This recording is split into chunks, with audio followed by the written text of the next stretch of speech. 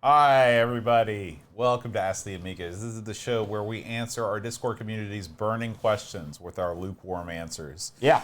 We start things off with the one, the only, the Thunder from down under, Graham W. Vebke. He asks, IBM infamously decided not to make a PC with a 68,000 and instead selected the 8-bit 8088. Yeah. I have heard that it was because Intel was more familiar with the 8085 and the data master terminals. If IBM instead selected the 68,000, do you think this would have boosted life of other 68,000 based computers that came after, like the Amiga, or do you think these machines may never have happened? Oh, it would have absolutely. I mean, it would have changed everything. Because let's ponder this for a moment. It's funny. I've been talking to a fellow about some narration for a video on the history of computers. So this is an apt question given my recent readings and listenings. And so, if you think about it, think about the 8086 that eventually fell into the 8088, that eventually turned into your 286s. The whole 86 line, x86 line. These IBMs, when IBM was in the business, they did something very un-IBM like, and they started making their stuff their computers out of basically ready-made parts. They released all their schematics and everything. Anyone can make them. Mm-hmm. That ushered in the whole series of clones. Mm-hmm. And that's what makes the PC market what it is today, because everyone had a fighting chance of getting in there, right? Exact opposite of like your Macintosh. So if they used the 68,000 chip, presumably you would have went down the line on that chip. Now, can the 68,000 chip perform up to the standards? Could that line have been made to perform to the standards of your 486s and stuff before the Pentiums and stuff came in? Who knows? Who knows what would have followed it up? But I would say absolutely, unequivocally, that if the 68,000 series had been used, it absolutely would have changed the face of computing. I don't know if it would have been for the better or for the worse. It's hard to read. What do you think? Well, I don't really understand how chip-based architecture would have made the Amiga come out or not come out. Like, I think that 68,000s probably would have gotten a lot cheaper because there would be a lot more of them out there. And it probably would have caused the upgrades in the 60, like the 020 and the 030, all that stuff probably would have happened sooner. But, it's just hard to say how it would impact any of IBM's competitors. I mean, let's be honest, IBM has never really had competitors. Since they came out, they've been on top, and everybody else has been distantly behind, if you look at the worldwide sales. Well, IBM, though, they're pretty clever. When they start falling behind in something, they just leave. Mm-hmm. I mean, look, the PC game is a good example. Mm-hmm. They left. Right. They left printers. Mm-hmm. They left. They just leave. They sell off what they've got. They left laptops. They left all that stuff to do their other stuff. I don't know. You got to think. Would the Amiga would have made any difference? I mean, I don't know. Maybe if there was an MS DOS and Windows for a 68,000 chip, if you picture that for a moment, that would have been. Why would you even need someone else's stuff? And maybe it would have been beaten out by the better OS. Who knows? That is wacky, but it would have been interesting. I never thought about it. Yeah. Graham's second question is: did you ever participate or in any fads or trends when growing up? Fads or oh yeah, did you? I don't know. I mean, because I always think about FLAC when I think about this question, and it's like I was into stuff, but. I mean, yeah, sure. So, I think hacky sack. That was a fad that I was into when I was in high school. Yeah. I'd hack it up. Yeah. I mean, I had parachute pants when those were in vogue, but I didn't break dance. You probably did not have pumps, did I had, no. But we had zips. Those were like the big tennis shoes when I was a kid. Mm-hmm. Did you have PF Flyers? I did not. I didn't care much about that stuff. It's funny because those wacky trends were, like, for example, when you were in school, you had stuff like Pogs come up. That was a little bit after my time. And stuff. But I mean, my point is, as the world has gotten smaller, with more people communicating, it's easier for these weird trends and gimmicks to pop around. I don't know. It seems like in the old days where you didn't know what the next school was doing, I'm not sure there were as many people doing things that we would consider trends across the nation. Well, I think there are things like fashion trends, like bell-bottom jeans. Oh, yeah, something like that, sure. Or the pet rock. You know? I mean, that was before my time. But I mean, like, I don't think that is necessarily true. I think that the staying power, it's much harder for fads to have staying power these days because the next thing is at your doorstep right around the corner. I really can't think of any fads. I guess hairstyles would be another one. Breakdancing, but I can't think of skateboarding. Yeah, but I can't think of too many fads that I was doing. Is what I'm saying. What about professional wrestling? That was a fad in the 80s. Well, no. I mean, not really. I mean, I was into wrestling before it was popular. But it's still though. I mean, like it that was. was a fad. It comes, but wrestling comes and goes. It's Yeah, always it's a been fad. there. No, it's not a fad because it's still around. You know, it's Well, always been there. Fads. I mean, I don't think I think we have different definitions. I think what I consider like what is a fad is something that's popular. It's something that's like this. It's like whoo, and then it goes back down. Like things are always still around. Like people are still wearing parachute pants. I mean, are they? Yeah. Who? Like when was the last time you saw a guy wearing parachute pants? Oh, you only see women wearing them. Really? Yeah. Man. At least the women. They're super comfy. I will say that. I did have the ponytail. That's sort of, I was at the early part of that trend. See? You know. Mullet. That's a thing that's coming back. Well, yeah, I guess. Skullet, not so much. No. But yeah, for me, probably like, I mean, I was into skateboarding. I was into, I can't believe that. I was into jean jackets. When I'm still into those, brother. Yeah, that's probably like the thing. It never went away in Canada. Curtis was appalled that the mullet had gone away. Don't worry, Curtis. In Canada, the mullet's still going strong. Now, here's Graham's next question. Yeah. Do you consider retro gaming as a fad or a trend now? It's probably, it depends on how long a fad can be around. All right, because I can tell you, and I think we've talked about this, kids now don't give any craps about the stuff that we care about, but they're going to care about the retro games of their youth when they're older. And so, I think that's true, but with a but.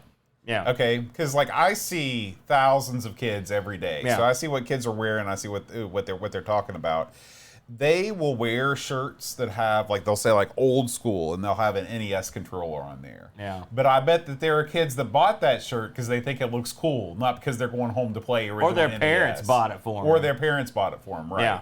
So in that way, I do think it's a fad, but in the same way that sort of like 60s cars are a fad, it's a fad that there's always like people are still going to love 57 Chevys and stuff like that until the end of time. Yeah. It's a fad, but I think that it's a long-term fad. And something else with kids, like my kid loves Roblox, for example, right?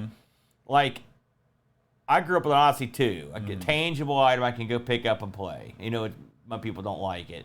I don't think kids will look at things like that anymore. I don't know if he's going to be nostalgic for the old Roblox games. Oh, he will be. They'll come up with some way to make Roblox classic 20 years from now. I don't know. I don't know if they're programmed the same way. I don't think anyone knows until the time comes. But there's always going to be a market for nostalgia, and there's always going to be a way for people to tap into but it's going to be there's tangible items that we hold in our hands. They're physically there.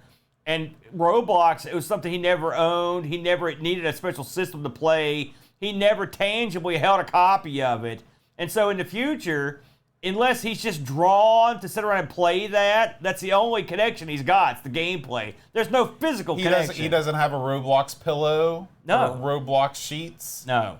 Really? They do make those. I know, because I see those walking around school all the time. He's got a shirt or something. So, yeah, I mean, like, there's still physical stuff. But it's not the physical device, right, is what I'm saying. Right. So I guess only time will tell. I don't know. Graham's final question is, are there any wrestling events the Friday, Saturday, Sunday of Boat Fest? Oh, God, I hope not. I hope not, because we can't do both. Yeah. But no, listen, indie wrestling's blowing up right now. It's everywhere. Yeah. It's everywhere. It's blowing up around here. So I would not be surprised if there were events every weekend on Saturdays and Fridays. Yeah. Is Too Scooby asks, I've always disliked cilantro to the point where I could not understand how people could stomach it, let alone prefer it.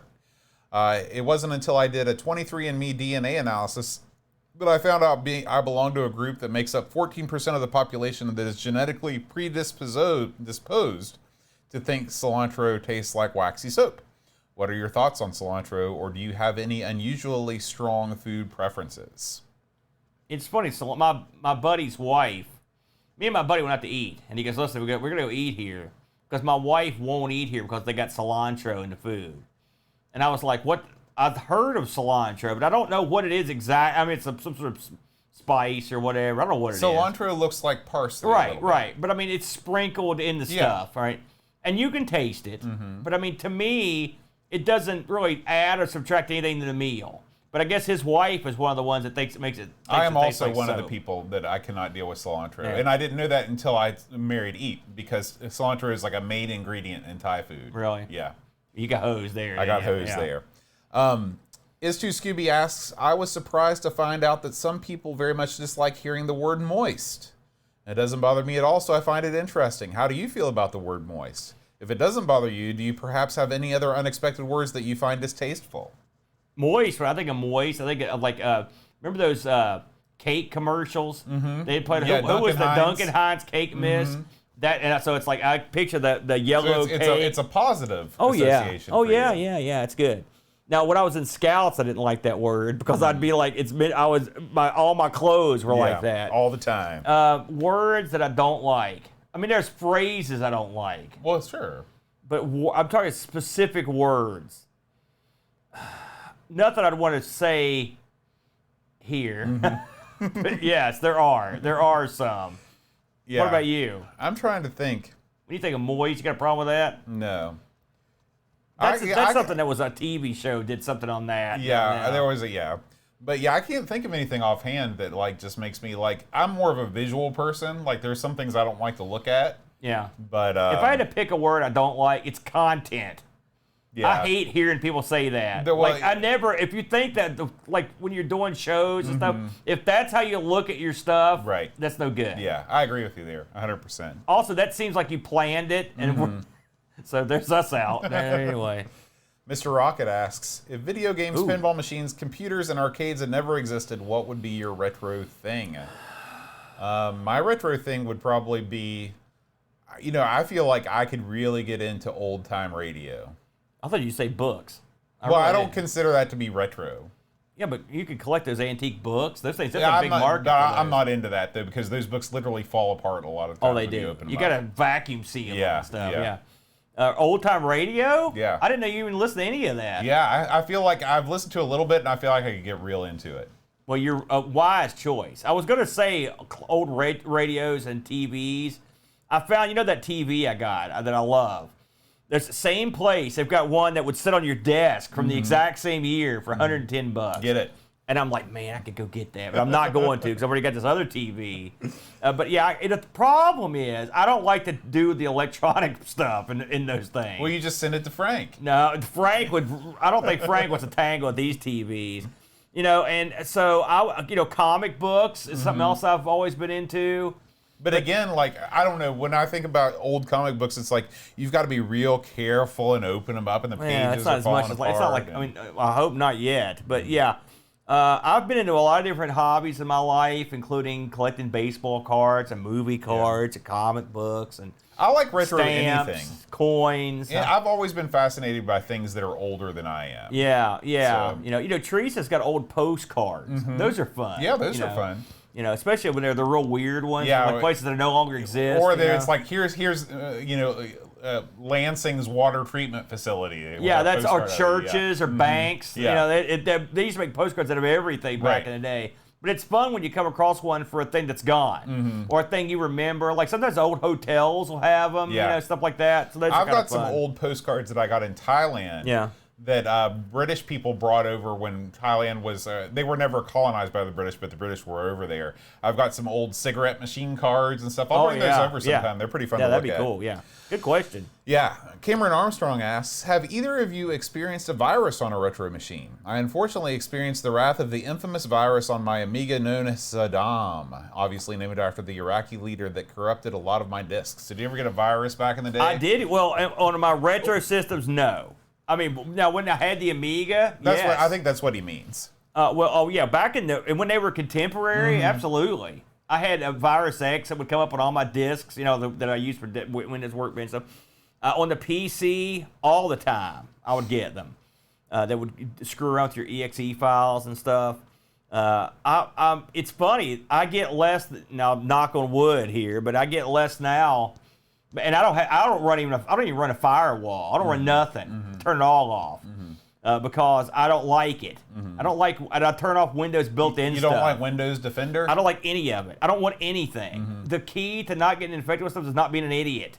You know, and also when your spidey sense is tingling, when you've been doing this long enough, everybody knows. If you're watching or listening at home, you know, because you're listening to this stuff, you know the spidey sense when when you're clicking something you know you're not supposed to. Sometimes you click stuff knowing shouldn't go there, but you've got to go there for some nefarious reason, right? And then you're screwed. You know, it's funny. I was trying to download this file, and it took me through 3 different sites to sign up for a like one of those mega.nz type sites, but it was 3 different ones. It kept feeding me the other ones. Yeah, and you know you don't want to put your credit card in one of those. Yeah, sites. no, God no, jeez. But yeah, I've gotten old viruses a lot back in the day. I never had a virus until like Windows 95. When I was cleaning computers, Windows is the worst. Yeah. What did you end up getting? Everything. I mean, we had this e-machine system. It was a zombie computer. It was one of those. Yeah. I mean, you just couldn't do anything on it. When I did computer work, I was just there, just as the encryption stuff was starting to kick in.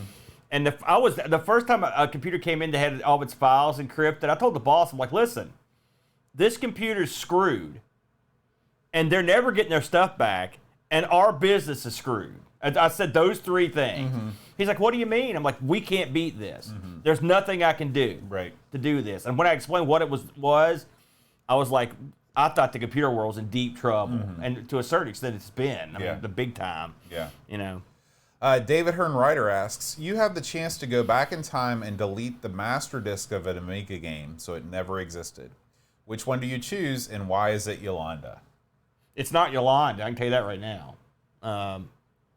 What do you think on this? You've hated so many games. Yeah, I mean Dungeon Master. No, don't be a jerk. Yeah, because there are so many people that swear that that's like the best game that's ever existed. It is a good game. I like it. I wish it never existed so I wouldn't have to keep hearing about it. Oh, I could say the same thing about Final Fantasy VII or Zelda. We're talking about Amiga games. Oh, well, there was Final Fantasy VII on Amiga, right? Oh, yeah. It was a huge hit. Amiga game that I wish would never have existed.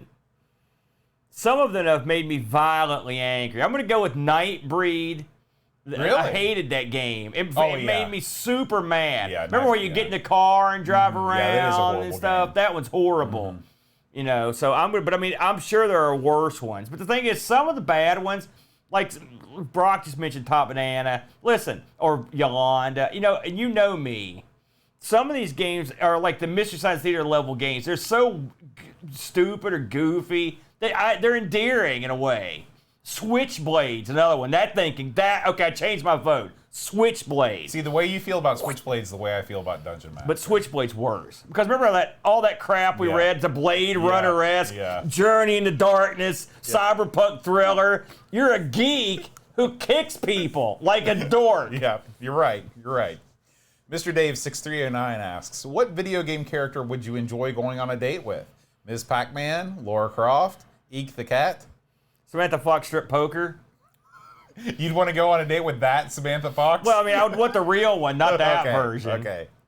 I think Miss Pac-Man would be a fun date. Listen, I think that's just Pac-Man with a bow and some makeup. Don't ruin my I'm fantasy. just saying, I don't want to lie to you. That could be a Lola situation. Or a Victor-Victoria situation. Pajako6502 says, when you were young, did you have a stash of adult literature? And if so, what crazy lengths did you go to hide it from everyone? You did have to. That was a different era back in them days, before you had a computer or anything, and you didn't have a computer in your room. That's for darn sure. Even when that was available. Gosh, I did. I didn't go to crazy lengths because no one cared. But yeah, I would say yes. This is the answer. Where was your secret hiding spot? I mean, it wasn't elaborate. I can tell you that right now. It's like in the closet. Trapdoor? No, I didn't have any of that. Oh. It's not like I had a big cache.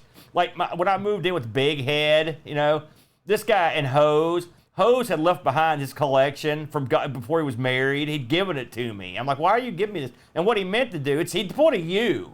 He pulled it boat. He goes, listen, host said, listen, you could keep all this stuff because he'd lived with me for a while. He just left it there. I was like, I didn't want it.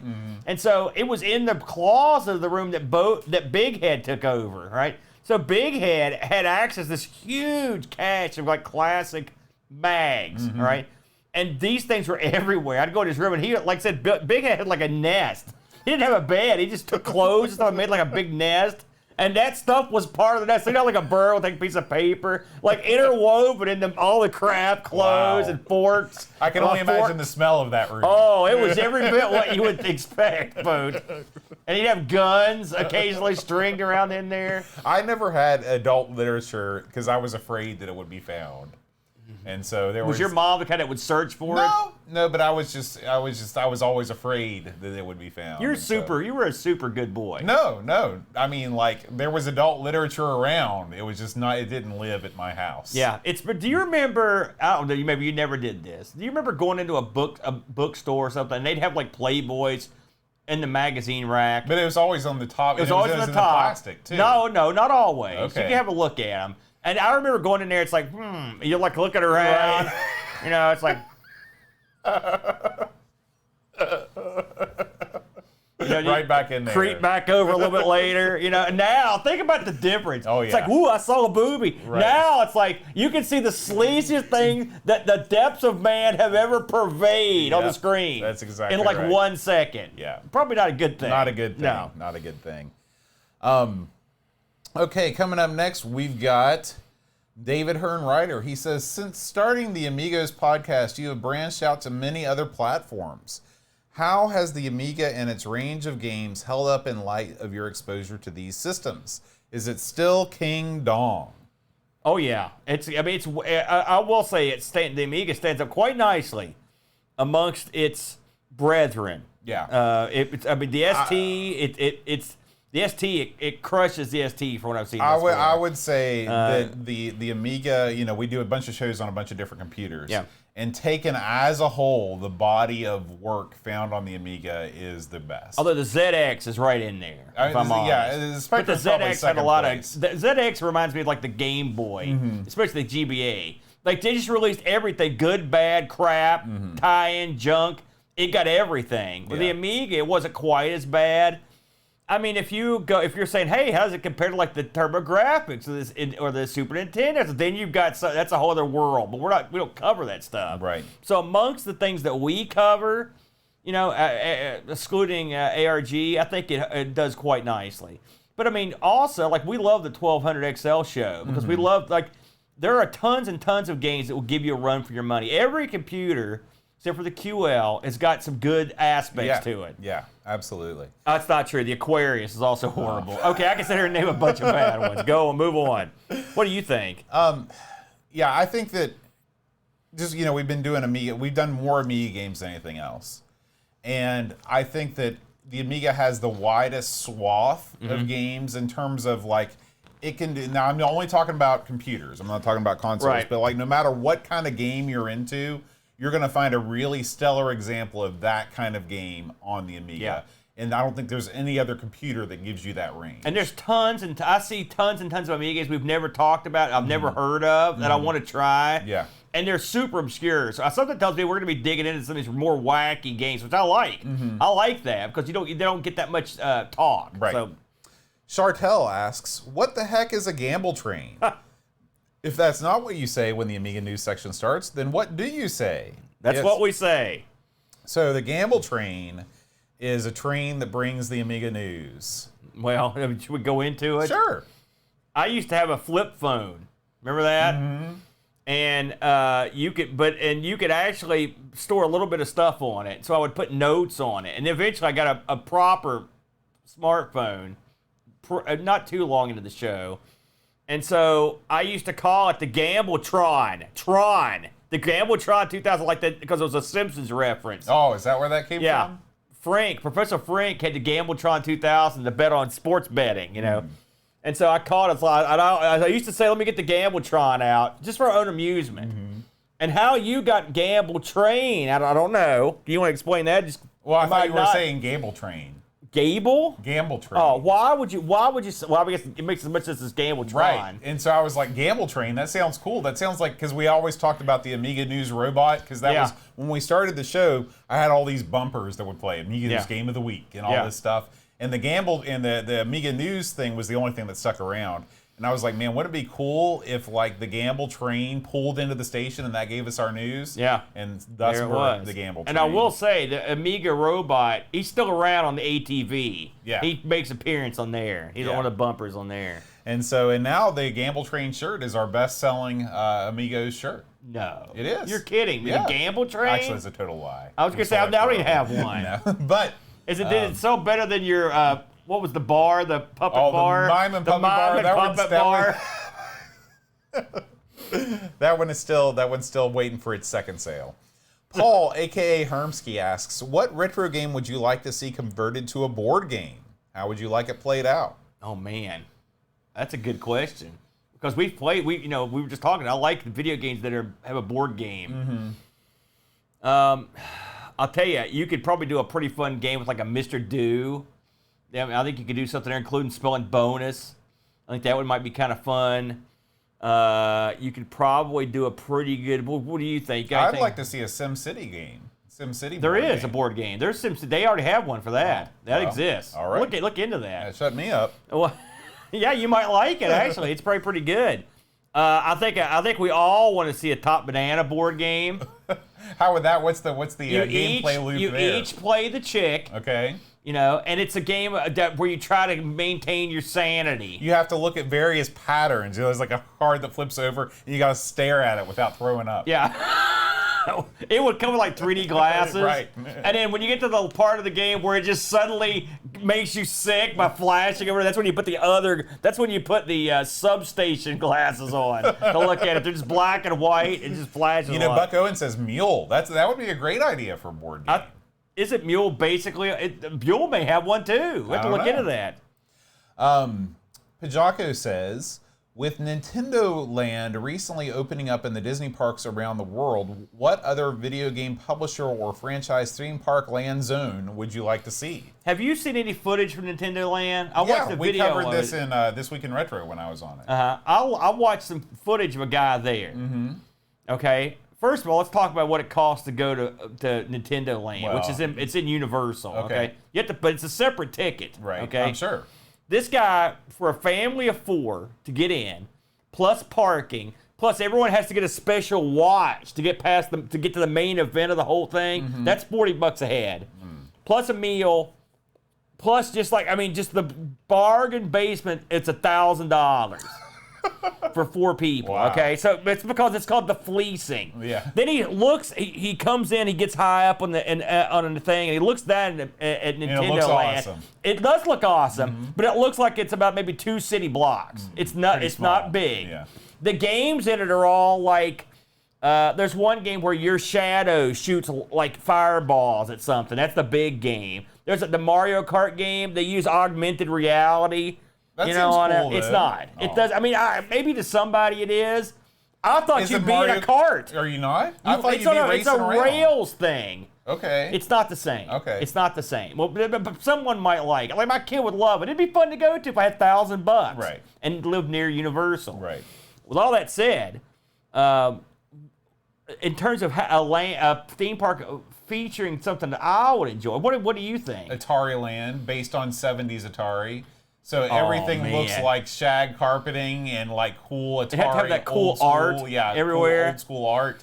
And it would be like traveling back through time, back to the 70s. So you go to a bar, like a real bar, like one of those sit-down restaurants, like we always talk about wanting to go to the old club seating, stuff like that. What I would like is, like, for example, they do the cartridge for Haunted House. That's a thing. You go in there. Another one, tubing. Yeah. That's where you get on the, throw like the cans. Lazy River. You know? Now, the game, here's the one everyone's going to have the biggest lines is when they if they do a live action version of Gotcha.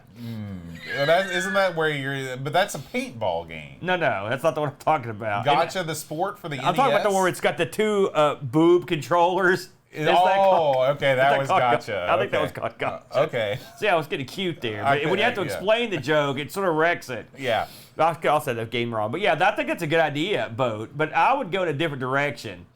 I mean, Nintendo Land's a good idea, but you gotta have Sega Land. What's in Sega Land? Sega Land is you get a ticket to get in, and then to get to the better stuff, you've got to get a thing that fits over top the ticket. And then the final thing is you waste your money on the third thing to make it awesome. You know, so you're walking around with this you got a watch like this that sticks out this far. You go to like the Sonic Zone and stuff. There'd be some, Sega's got a lot of cool properties. Yeah. Here's the one I like, the Streets of Rage ride. You know, because here's what you do. Yeah, they have the park exit in this real rough part of town. And they just send you out, and you have to fight your way through. I like it. Addie writes, a terrible fire rips through your house. Thankfully, all your loved ones and pets are safe outside, but you're the last one to leave. You can save one console plus one game and one computer plus one game. What do you save? The Vectrix and my multi-cart. That's because that's what I would save there. The other computer, the computer I would save. Gosh, we're at to ponder this for a minute. Oh, I've already got mine. The thing is, it seems like it'd make most sense to take the most valuable one, right? Well, depending on your perspective. Like for me, I would definitely take the 1200 XL because it's the only computer I have left from when I was a kid. Yeah, see, I don't have my original computer, so I don't have that sentimentality towards it. So I would probably grab the Mister, the Wedge, and take that thing out. But I mean, the thing is, I can replace all that stuff. Even the Amigas I've got, they're not. It's a lot harder to replace. Maybe I'd grab like the CD32. Those are pretty rare. You know, it's tough. If I was going to just on the ones that I love, you know, it'd be hard. It'd be hard to do. I'd probably grab the black Amiga. It's got that cool case on it that our boy gave us. So it's tough though. I'd definitely grab the 1200 XL and maybe the Mario Brothers cart with it. And I only have one retro console right now. I've sold everything else. So I just have the NES. So I grabbed the NES and my EverDrive. What did you sell?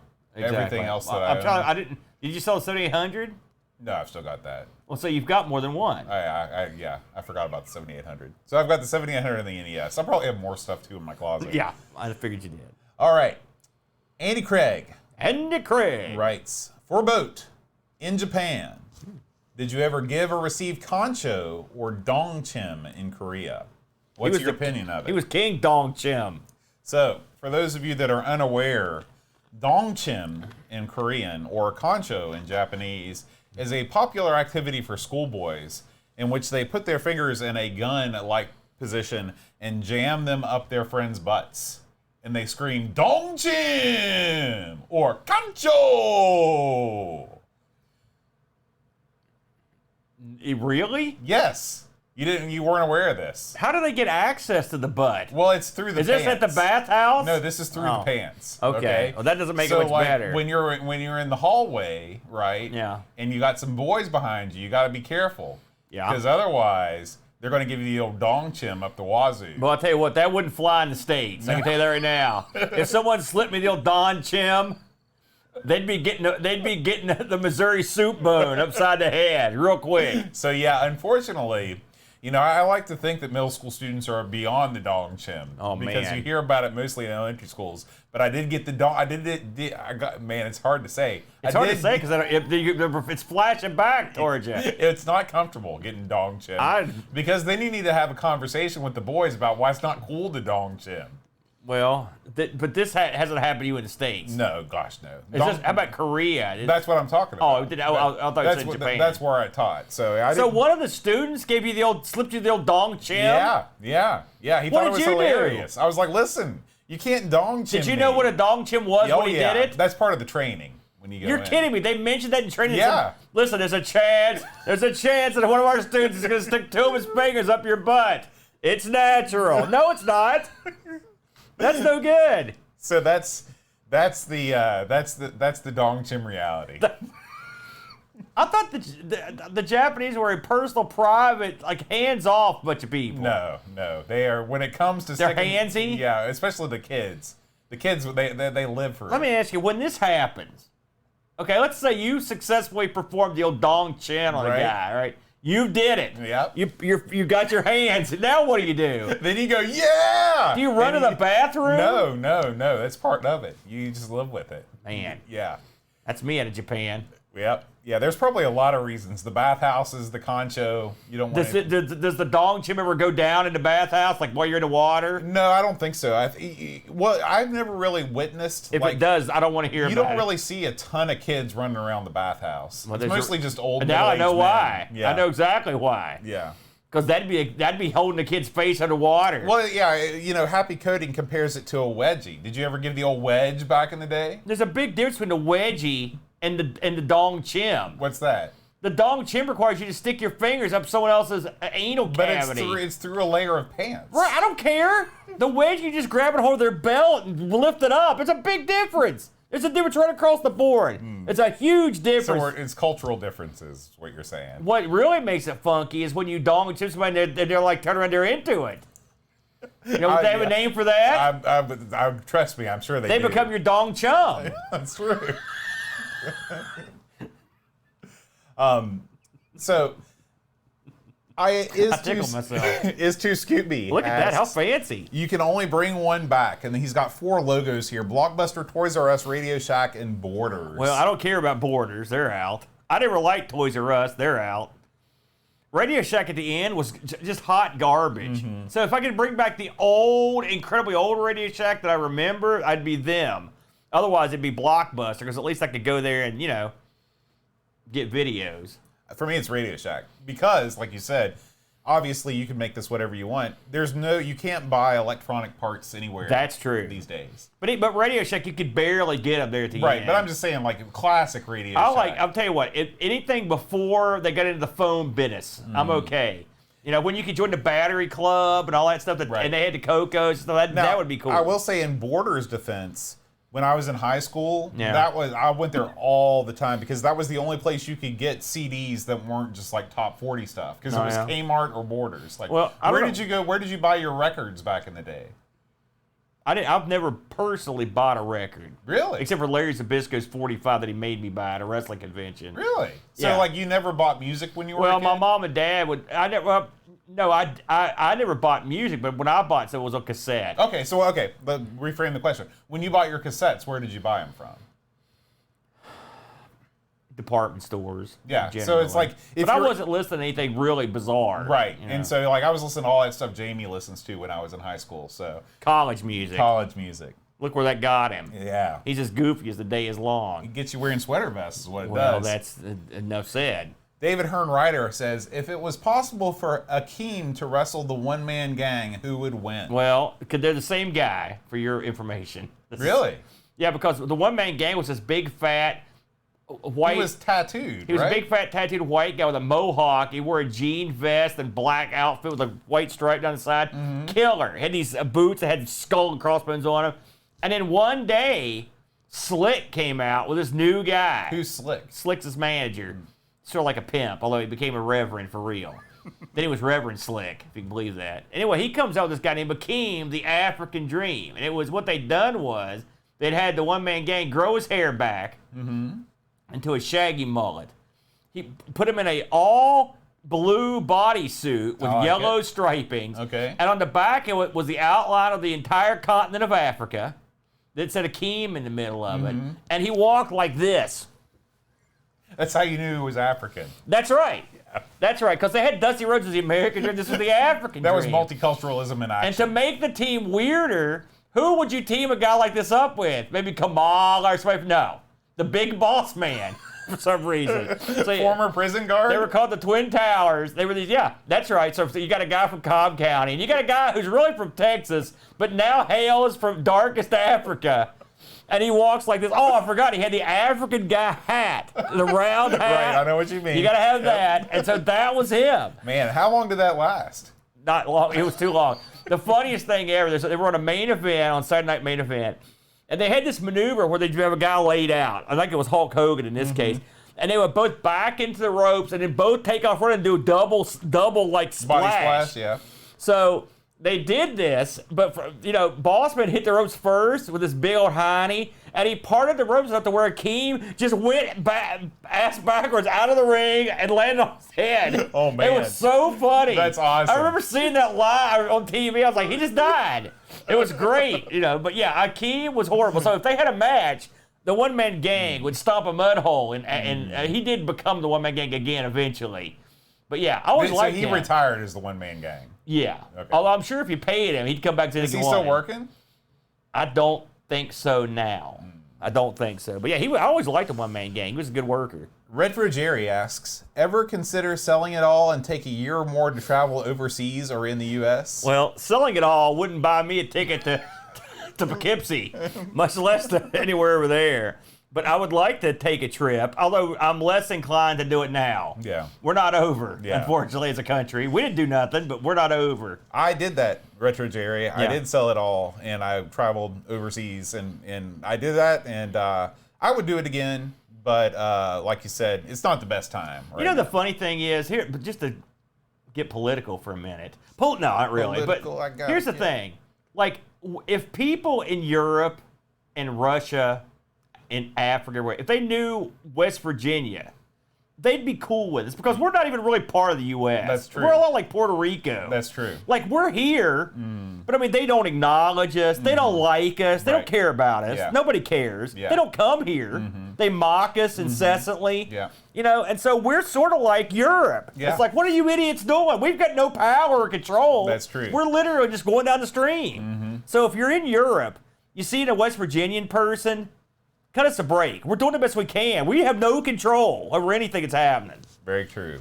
Pixels of Dawn asks, if a wealthy investor came along to fund anything you want at the next Boat Fest, what would have there? What would you have there? What would you have Come on, there? Pixels of Dawn, he's an editor of a magazine. Well, I was trying Maybe he slipped into caveman for a minute. What would have there? He so rarely makes mistakes. I thought that was something that I was trying to parse it.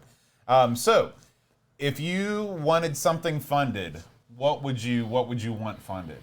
Oh, geez, this is your show. What would you like to have? I would love to fund. I know you hate Funko Pops. That's true. Okay. I have a great dislike for them. I would love to market a line of vintage computers in the same general shape as a Funko Pop. So it would come in a little box that has a plastic front so you can see inside like a Funko Pop. Yeah. But inside of it, you'd have a desktop and a computer sitting there with a screen you could flip on. It would just be a static screen and maybe a little potted plant or something next to it, and you have a full line of computers sold. See, what I would like to have, first of all, I think it's a great idea. You actually tried to get this off the ground a couple years ago, as I recall. But what you need to do is like a small diorama. Yeah. Remember when The Simpsons had those little dioramas of different scenes? Those It'd are super perfect cool. for that. Now, getting back to Funko Pops, because I thought you were going to say you want a boat Funko Pop. You're like the default mold for Funko Pops. That's true. Like they would literally have to do nothing. You just put it out and put it out the store. You don't require anything special. It'd be cheap to make. It would be cheap to make. But yeah, I like your idea. Listen, you need to get some action on that. Talk to some of your big playing pals. Hey, at Boat Fest we'll have a meeting about it. Oh.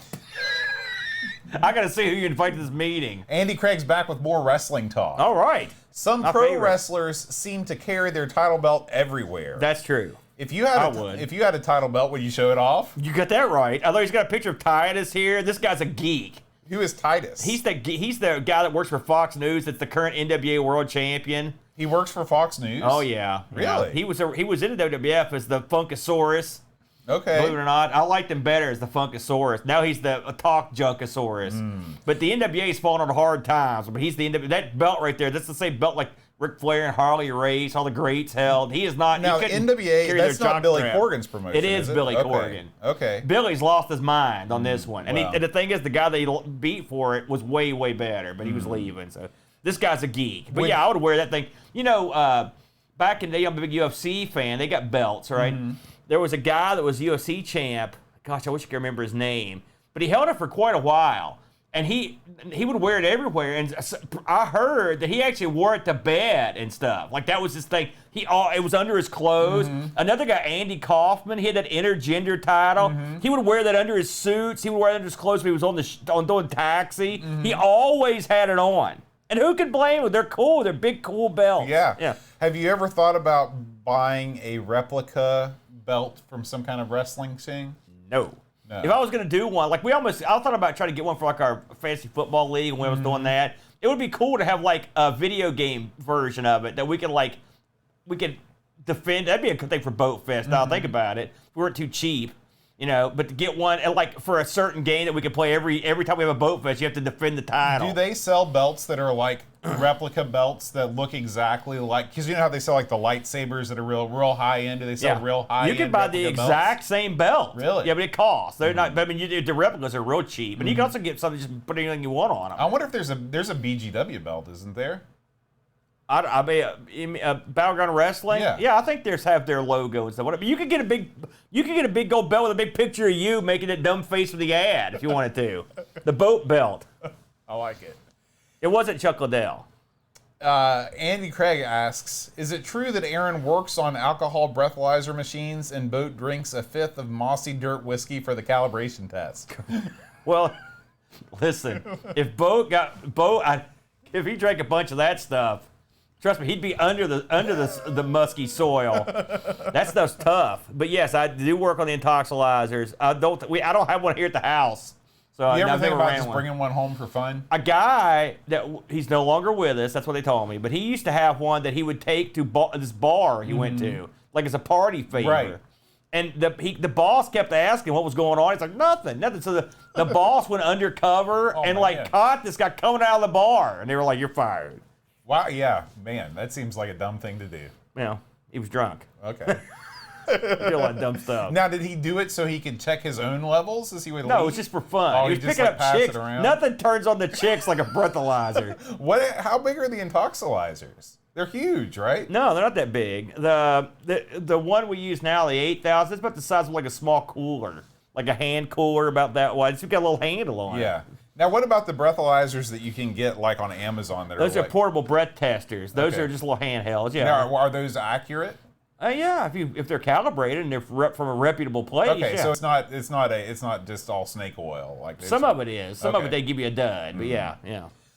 Buck Owens asks, you are gifted your choice of any television or film vehicle. What do you choose? What would be your choice if you had to use it as your daily driver, grocery getter, commuter, Sunday go to meeting mobile? Wow, that makes my choice really weird.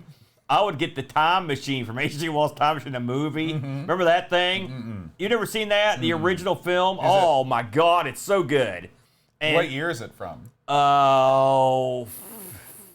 61 or something like that. It's in color. But he's got this time machine, and it's in the Victorian style. It almost looks like a sled. And he's got this like jewel he puts in to activate it. It's just awesome looking. Now, taking that to work might be weird. I don't know how that would work. Does it actually disappear? Oh, yeah. Well, see, here's the problem. So, like, when they first fire this thing up in the movie, they go forward in time like 18 billion years. And then the problem is they materialize in like this cave. So they go out to look around, and while they're gone, somebody shuts the cave door, so they're screwed, right? So when they eventually get back into it, the guy goes back in time, and when he gets home, he shoves the thing out in his yard. So when they go back, it'll be outside the cave. You see, so the problem is, to use this to commute, I would have to literally shove it to work. That would not and be then I could go back and forth in time. You know, it wouldn't do it for me as a commuter. What about you? I've always been a big fan of the original Batmobile from the 40s.